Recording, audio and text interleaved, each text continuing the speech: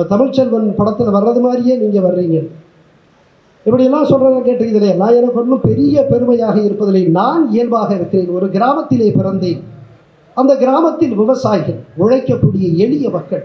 அந்த கிராமத்தை ஒரு 35-40 ஆண்டுகளுக்கு முன்னாக ஒரு சிறுவனாக ஒரு இளைஞராக வளர்ந்த பொழுது அங்கே இருக்கக்கூடிய தமிழ் சமூகத்தினுடைய எல்லா சாதி மக்களுமே அன்பிற்குரியவர்களாக இருந்தார்கள். குறிப்பாக பட்டியல் பிரிவு ஒடுக்கப்பட்ட மக்கள் பரிசுத்தமான அன்பிற்கு உரியவர்களாக இருந்தார்கள் என்பதை நான் கண்டேன். மற்ற மக்களும் பிற்படுத்தப்பட்ட மக்கள் என்று நாம் வகைப்படுத்துகிறோமே இந்த தமிழ் பிரிவிலே களங்கமில்லாத உழைக்கக்கூடிய களங்கமில்லாத மனத்திற்கு சொந்தக்காரர்களாக அவர்கள் இருந்தார்கள். உண்மையை சொல்லுகிறேன்.